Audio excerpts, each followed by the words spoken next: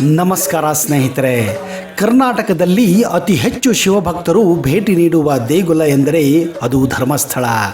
ಶಿವನನ್ನು ಆರಾಧಿಸುವ ಈ ಪವಿತ್ರ ಸ್ಥಳದಲ್ಲಿ ಪರಶಿವನೇ ನೆಲೆಸಿದ್ದಾನೆ. ಧರ್ಮಸ್ಥಳ ಮಂಜುನಾಥ ದರ್ಶನ ಪಡೆದರೆ ಜೀವನದಲ್ಲಿ ಧನಾತ್ಮಕ ಶಕ್ತಿ ಪ್ರಾಪ್ತಿಯಾಗುತ್ತದೆ. ಮುಂದಿನ ಜೀವನದಲ್ಲಿ ಸಕಾರಾತ್ಮಕ ಅಂಶಗಳೇ ಇರುತ್ತದೆ. ತೊಂದರೆಗಳೇನಿದ್ದರೂ ನಿವಾರಣೆಯಾಗುತ್ತದೆ ಎಂಬುದು ಭಕ್ತರ ಅಚಲ ನಂಬಿಕೆಯಾಗಿದೆ. ಧರ್ಮಸ್ಥಳ ಎಂದರೆ ಧರ್ಮವು ನೆಲೆಸಿರುವ ಸ್ಥಳ ಎಂದು. ಶಿವನನ್ನು ಅತ್ಯಂತ ಧಾರ್ಮಿಕವಾಗಿ ಪೂಜಿಸುವ ಸ್ಥಳ ಇದಾಗಿದ್ದು ಕರ್ನಾಟಕ ರಾಜ್ಯದ ಅತ್ಯಂತ ಪುರಾತನ ದೇಗುಲವೂ ಹೌದು. ಜೈನ ಬಂಟ ಸಮುದಾಯವು ಈ ದೇಗುಲವನ್ನು ಆರಂಭಿಸಿದ್ದು ಈಗ ಹೆಗ್ಗಡೆ ಅವರ ಕುಟುಂಬವು ಈ ದೇವಸ್ಥಾನವನ್ನು ನಿರ್ವಹಿಸುತ್ತದೆ.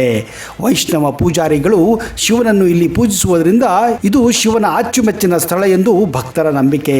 ಧರ್ಮಸ್ಥಳದಲ್ಲಿ ದೇವಸ್ಥಾನವನ್ನು 800 ವರ್ಷಗಳ ಹಿಂದೆ ನಿರ್ಮಿಸಲಾಗಿತ್ತು. ಧರ್ಮಸ್ಥಳ ಮಂಜುನಾಥ ದೇಗುಲ ಕುರಿತು ಹಲವಾರು ಕುತೂಹಲಕಾರಿ ವಿಷಯಗಳು ಎಷ್ಟೋ ಜನಕ್ಕೆ ಗೊತ್ತೇ ಇಲ್ಲ. ಅಂತಹ ನಿಗೂಢ ಕುತೂಹಲಕರ ವಿಷಯಗಳನ್ನು ಈ ವಿಡಿಯೋದಲ್ಲಿ ನಿಮಗೆ ಪ್ರಸ್ತುತಪಡಿಸ್ತಾ ಇದ್ದೀನಿ. ಒಂದು ವೇಳೆ ನೀವು ಈ ಚಾನಲನ್ನು ಇನ್ನೂ ಸಬ್ಸ್ಕ್ರೈಬ್ ಮಾಡದೇ ಇದ್ದರೆ ದಯವಿಟ್ಟು ಈಗಲೇ ಸಬ್ಸ್ಕ್ರೈಬ್ ಮಾಡಿ, ಜೊತೆಗೆ ಬೆಲ್ ಐಕನ್ ಕೂಡ ಪ್ರೆಸ್ ಮಾಡಿ.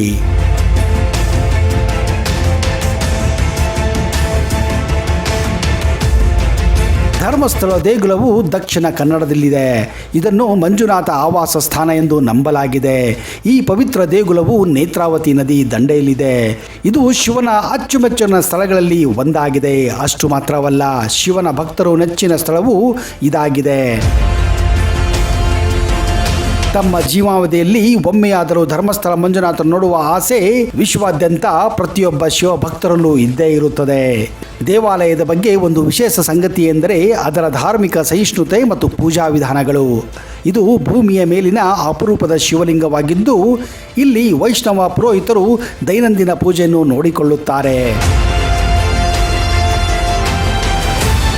ಮತ್ತೊಂದೆಡೆ ದೇವಾಲಯದ ಆಡಳಿತಗಾರರಾಗಿ ಕಾರ್ಯನಿರ್ವಹಿಸುವ ಜೈನರು ದೇವಾಲಯದ ಆಡಳಿತವನ್ನು ನೋಡಿಕೊಳ್ಳುತ್ತಾರೆ.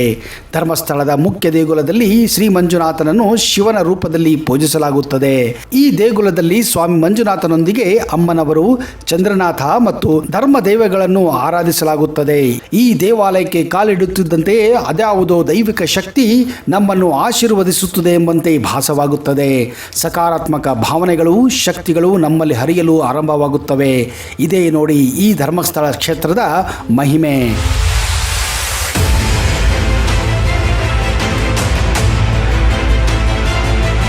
ಧರ್ಮಸ್ಥಳ ಮಂಜುನಾಥ ದೇವಾಲಯ ಮತ್ತೊಂದು ಅದ್ಭುತ ಸಂಗತಿ ಏನೆಂದರೆ ಜೈನ ಮತ್ತು ಹಿಂದೂ ಧರ್ಮದ ಸಂಯೋಜನೆ. ಧರ್ಮಸ್ಥಳ ಆರಾಧ್ಯ ದೈವವಾದ ಮಂಜುನಾಥನ ಪಕ್ಕದಲ್ಲೇ ಜೈನ ತೀರ್ಥಂಕರನ್ನು ಕೂಡ ಇಲ್ಲಿ ಪೂಜಿಸಲಾಗುತ್ತದೆ. ಇದು ಭಕ್ತಿ ಮತ್ತು ಧಾರ್ಮಿಕ ಸಂಯೋಜನೆಯನ್ನು ಸಾರುವ ಒಂದು ಸಾಕ್ಷಿಯಾಗಿದೆ. ದೇವಾಲಯದ ಇತಿಹಾಸ ಮತ್ತು ಮೂಲದ ಬಗ್ಗೆ ಕೆಲವು ಮಾತುಗಳನ್ನು ಹೇಳುವುದಾದರೆ ಇದು 800 ವರ್ಷಗಳ ಹಿಂದಿನ ದೇವಾಲಯ. ಅಣ್ಣಪ್ಪ ಎಂಬ ಹೆಸರಿನ ಮಹಾನ್ ಶಕ್ತಿ ಹೊಂದಿರುವ ಸ್ಥಳೀಯ ವ್ಯಕ್ತಿಯಿಂದ ಶಿವಲಿಂಗವನ್ನ ಮಂಗಳೂರು ಹತ್ತಿರ ಇರುವ ಕದ್ರಿಯಿಂದ ಧರ್ಮಸ್ಥಳಕ್ಕೆ ಕರೆತರಲಾಯಿತು. ಕೆಲವು ಶತಮಾನಗಳ ಹಿಂದೆ ಧರ್ಮಸ್ಥಳವನ್ನ ಕಡುಮ ಎಂದು ಕರೆಯಲಾಗುತ್ತಿತ್ತು. ಚಾಲ್ತಿಯಲ್ಲಿರುವ ದಂತಕಥೆಗಳ ಪ್ರಕಾರ ಜೈನ ಧರ್ಮದ ಮುಖ್ಯಸ್ಥ ಭೀರ್ಮಣ್ಣ ಪರ್ಗಡೆ ಮತ್ತು ಅವರ ಪತ್ನಿ ಅಮ್ಮು ಬಲ್ಲತಿ ಅವರು ನೆಲ್ಲಾಡಿ ಬೀಡು ಎಂಬ ಮನೆಯಲ್ಲಿ ವಾಸ ಮಾಡುತ್ತಿದ್ದರು. ಪರ್ಗಡೆ ಅವರ ಕನಸಿನಲ್ಲಿ ಧರ್ಮದೈವಗಳು ಕಾಣಿಸಿಕೊಂಡರು ಮತ್ತು ನೆಲ್ಲಾಡಿ ಬೀಡಿನಲ್ಲಿ ಧರ್ಮದೈವಗಳನ್ನು ಸ್ಥಾಪಿಸುವಂತೆ ಸೂಚನೆ ನೀಡಿದರು. ಪರ್ಗಡೆ ಅವರು ಅದರಂತೆ ನ್ಯಾಯ ದೇವತೆಗಳಾದ ಕಾಳರಾಹು, ಕಾಳಕಾಯಿ, ಕುಮಾರಸ್ವಾಮಿ ಮತ್ತು ಕನ್ಯಾಕುಮಾರಿಯನ್ನು ಸ್ಥಾಪಿಸುತ್ತಾರೆ. ಪರ್ಗಡೆ ಅವರು ನ್ಯಾಯ ದೇವತೆಗಳನ್ನು ಸ್ಥಾಪಿಸಿದ ದಿನದಿಂದ ಕಡುಮ ಧರ್ಮಕ್ಷೇತ್ರ ಮತ್ತು 4 ಧರ್ಮ ದೈವಗಳ ವಾಸಸ್ಥಾನವಾಗುತ್ತದೆ. ಪರ್ಗಡೆ ಅವರು ಧರ್ಮ ದೈವಗಳಿಗೆ ವಿಧಿವಿಧಾನದಂತೆ ಪೂಜೆ ಮಾಡಲು ಬ್ರಾಹ್ಮಣ ಅರ್ಚಕರನ್ನು ಆಹ್ವಾನಿಸುವ ದಿನ ಬರುತ್ತದೆ. ಆ ಅರ್ಚಕರು ಸ್ಥಳೀಯ ದೈವಗಳ ಪಕ್ಕದಲ್ಲಿ ಶಿವಲಿಂಗವನ್ನು ಸ್ಥಾಪಿಸುವಂತೆ ಪರ್ಗಡೆ ಅವರಿಗೆ ವಿನಂತಿ ಮಾಡಿಕೊಳ್ಳುತ್ತಾರೆ.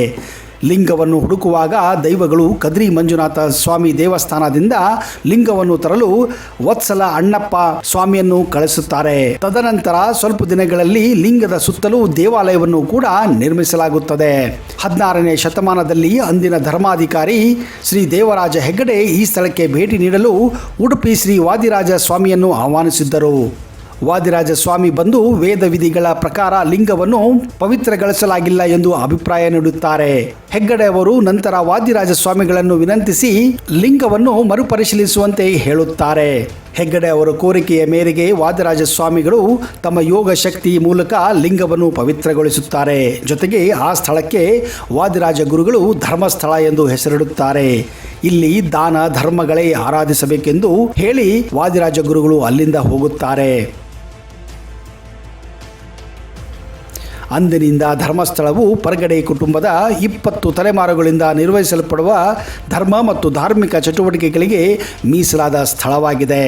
ಪರ್ಗಡೆ ಕುಟುಂಬದ ಹಿರಿಯ ಸದಸ್ಯ ಧರ್ಮಾಧಿಕಾರಿಯ ಸ್ಥಾಪನೆಯನ್ನು ವಹಿಸಿಕೊಂಡು ಹೆಗ್ಗಡೆ ಎಂಬ ಬಿರುದನ್ನು ಪಡೆಯುತ್ತಾರೆ. ಈಗ ಪ್ರಸ್ತುತ ಧರ್ಮಾಧಿಕಾರಿಯಾಗಿ ವೀರೇಂದ್ರ ಹೆಗ್ಗಡೆಯವರು ಇದ್ದಾರೆ. ಇದು ಧರ್ಮಸ್ಥಳವು ಪ್ರಪಂಚದ ಅತಿ ಹೆಚ್ಚು ಶಿವಭಕ್ತರು ಭೇಟಿ ನೀಡುವ ಪವಿತ್ರ ಸ್ಥಳ ಎಂದು ಹೇಳಲಾಗುತ್ತಿದೆ. ಇಲ್ಲಿಗೆ ಪ್ರತಿನಿತ್ಯ ಸರಿಸುಮಾರು 20ರಿಂದ 40 ಸಾವಿರ ಜನ ಭೇಟಿ ಕೊಡುತ್ತಾರೆ. ಇಲ್ಲಿಗೆ ಭೇಟಿ ನೀಡುವ ಭಕ್ತರಿಗಾಗಿ ಅನ್ನಪೂರ್ಣ ಎಂಬ ಬೃಹತ್ ಅಡುಗೆ ಕೋಣೆ, ಊಟದ ಕೋಣೆಯನ್ನು ನಿರ್ಮಿಸಲಾಗಿದೆ. ಇಲ್ಲಿ ಪ್ರತಿದಿನ ಅನ್ನದಾನ ನಡೆಯುತ್ತದೆ. ಭೋಜನ ಕೋಣೆಯಲ್ಲಿ ಭಕ್ತರು ತಮಗೆ ತೃಪ್ತಿಯಾಗುವಷ್ಟು ಊಟ ಮಾಡಬಹುದು. ಇದು ಭಾರತದ ಬೃಹತ್ ಭೋಜನ ಕೋಣೆ ಎನ್ನುವ ಕೀರ್ತಿಗೆ ಕೂಡ ಪಾತ್ರವಾಗಿದೆ. ಇಲ್ಲಿ ಪ್ರತಿದಿನ 30ರಿಂದ 40 ಸಾವಿರ ಜನ ಊಟ ಮಾಡುವಷ್ಟು ವ್ಯವಸ್ಥೆ ಇದೆ. ಈ ಪರಂಪರೆಯನ್ನು ಮುಂದೆ ವರೆಸಲು 1955ರಲ್ಲಿ ವೀರೇಂದ್ರ ಹೆಗಡೆಯವರ ತಂದೆ ಅನ್ನಪೂರ್ಣ ಶಾಲೆ ಕಟ್ಟಲು ನಿರ್ಧಾರ ಮಾಡುತ್ತಾರೆ. ಮತ್ತೆ ಈಗಿರುವ ಶಾಲೆಯ ವಿಸ್ತೀರ್ಣ 19,800 ಅಡಿಗಳು ಇದೆ. ಮತ್ತು ಇದು ಅಷ್ಟು ವಿಸ್ತಾರವಾಗಿ ಮತ್ತು ವಿಶಾಲವಾಗಿ ಏಕಿದೆ ಎಂದರೆ ಇಲ್ಲಿ ಬರುವ ಭಕ್ತಾದಿಗಳ ಸಂಖ್ಯೆ ಅಪಾರವಾಗಿರುವ ಕಾರಣಕ್ಕೆ ದಿನಕ್ಕೆ 40,000ರಿಂದ 60,000 ಜನ ಸ್ವಾಮಿಯ ದರ್ಶನವನ್ನು ಪಡೆದು ಇಲ್ಲಿಯ ಊಟದ ಪ್ರಸಾದವನ್ನು ಕೂಡ ಸ್ವೀಕರಿಸುತ್ತಾರೆ. ಧರ್ಮಸ್ಥಳದ ಭೋಜನ ಶಾಲೆಯಲ್ಲಿ ಒಮ್ಮೆ 3,000 ಜನಕ್ಕೆ ಊಟಕ್ಕೆ ಕೂತುಕೊಳ್ಳಬಹುದು. ಪ್ರತಿ 20 ನಿಮಿಷಕ್ಕೆ ಮತ್ತೊಂದು ಪಂಕ್ತಿಯು ಜನರ ಊಟ ಪ್ರಾರಂಭವಾಗುತ್ತದೆ. ಮಧ್ಯಾಹ್ನ ಮತ್ತು ರಾತ್ರಿ ಭಕ್ತಾದಿಗಳಿಗೆ ಪ್ರಸಾದ ನೀಡಲಾಗುತ್ತದೆ. ದಿನಕ್ಕೆ ಕನಿಷ್ಠ ಪಕ್ಷ 80ರಿಂದ 90 ಕ್ವಿಂಟಲ್ ಅಕ್ಕಿಯ ಅನ್ನವಾಗುತ್ತದೆ.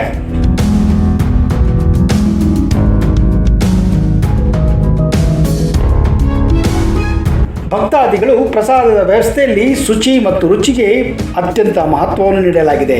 ತರಕಾರಿ ಕತ್ತರಿಸುವುದರಿಂದ ಹಿಡಿದು ಪ್ರಸಾದ ತಟ್ಟೆಗೆ ಹಾಕುವವರೆಗೂ ಯಾರೂ ಕೂಡ ಅದನ್ನು ಬರೀ ಕೈಯಲ್ಲಿ ಮುಟ್ಟುವುದಿಲ್ಲ. ಸುಮಾರು 300ಕ್ಕಿಂತ ಹೆಚ್ಚು ಜನರು ಇಲ್ಲಿ ಕೆಲಸ ಮಾಡುತ್ತಾರೆ.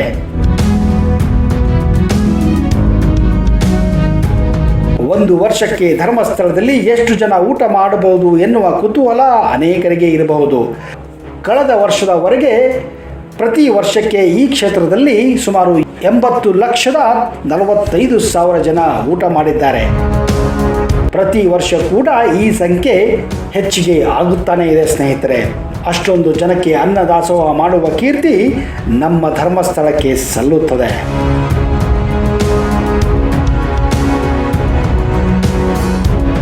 ಇನ್ನು ಲಕ್ಷ ದೀಪೋತ್ಸವದ ಸಮಯದಲ್ಲಂತೂ ಕೇಳುವ ಹಾಗಿಲ್ಲ. ಕನಿಷ್ಠ ಪಕ್ಷ 3 ಲಕ್ಷಕ್ಕಿಂತ ಅಧಿಕ ಜನರು ಇಲ್ಲಿ ಭೇಟಿ ಕೊಡುತ್ತಾರೆ. ಆದ ಕಾರಣ ಭೋಜನ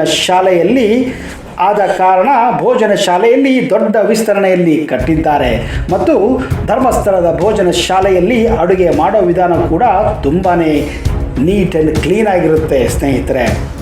ಜೊತೆಗೆ ಆಧುನಿಕ ಯಂತ್ರವನ್ನು ಬಳಸಿ ಇಲ್ಲಿ ಊಟವನ್ನು ತಯಾರಿಸಲಾಗುತ್ತದೆ. ಲಕ್ಷ ದೀಪೋತ್ಸವ ಸಂದರ್ಭದಲ್ಲಿ ಒಂದು ದಿನಕ್ಕೆ 95,000 kg ಅನ್ನವನ್ನು ಲಕ್ಷ ದೀಪದ ಸಮಯದಲ್ಲಿ ಭಕ್ತಾದಿಗಳಿಗೆ ಉಣಬಡಿಸಲು ಬಳಸುತ್ತಾರೆ ಎಂದರೆ ನಿಜಕ್ಕೂ ಇದು ಅಚ್ಚರಿಯ ಸಂಗತಿ. ಈ ಕಾರಣದಿಂದಲೇ ಧರ್ಮಸ್ಥಳ ಕ್ಷೇತ್ರ ಅಷ್ಟು ಹೆಮ್ಮೆಯ ಸಂಗತಿಯಾಗಿದೆ. ಅನ್ನಪೂರ್ಣೇಶ್ವರಿ ಭೋಜನ ಶಾಲೆಯಲ್ಲಿ 9 ಲೈನ್ಗಳು ಇದ್ದು ಒಂದೊಂದು ಲೈನಲ್ಲಿ ಸುಮಾರು 400 ಜನರು ಕೂತುಕೊಳ್ಳಬಹುದಾಗಿದೆ. ತೆಂಗಿನಕಾಯಿ ವಿಚಾರಕ್ಕೆ ಬಂದರೆ 1000ರಿಂದ 1200 ತೆಂಗಿನಕಾಯಿಗಳನ್ನು ಅಡುಗೆಯಲ್ಲಿ ಪ್ರತಿದಿನವೂ ಬಳಸಲಾಗುತ್ತದೆ. ನೆನಪಿರಲಿ ಸ್ನೇಹಿತರೆ, ಇಲ್ಲಿ ಮಾಡುವ ಒಂದು ದಿನದ ಅಡುಗೆ ಸುಮಾರು 400 ಮದುವೆಗಳ ಅಡುಗೆಯ ಸಮನಾಗಿದೆ. ಮತ್ತು ಮನೆಯಲ್ಲಿ ಸಾಂಬಾರಿಗೆ ಸಾಂಬಾರು ಪುಡಿಯನ್ನು ಚಮಚದಲ್ಲಿ ಹಾಕಿದರೆ ಧರ್ಮಸ್ಥಳದಲ್ಲಿ ಬಕೆಟ್ಟುಗಟ್ಟಲೆ ಸಾಂಬಾರು ಪುಡಿಯನ್ನು ಹಾಕುತ್ತಾರೆ. ಮತ್ತು ದಿನಕ್ಕೆ 4,000 ಲೀಟರ್ ರಸಮನ್ನು ಕೂಡ ಇಲ್ಲಿ ತಯಾರಿ ಮಾಡುತ್ತಾರೆ. ಪ್ರತಿದಿನ ಅಡಿಗೆಯ ಕೆಲಸ ಇಲ್ಲಿ ಬೆಳಗ್ಗೆ 4 ಗಂಟೆಯಿಂದಲೇ ಶುರುವಾಗುತ್ತದೆ ಸ್ನೇಹಿತರೆ. ಇದು ರಾತ್ರಿಯವರೆಗೂ ನಿರಂತರವಾಗಿ ನಡೆಯುತ್ತಾನೇ ಇರುತ್ತದೆ. ಜೊತೆಗೆ ರಾತ್ರಿ 11ವರೆಗೆ ಅನ್ನಪೂರ್ಣೇಶ್ವರಿಯ ಅಡಿಗೆಯ ಅಂದರೆ ಇಲ್ಲಿಯ ಅಡುಗೆಯ ಮನೆಯನ್ನು ಮುಚ್ಚಲಾಗುತ್ತದೆ.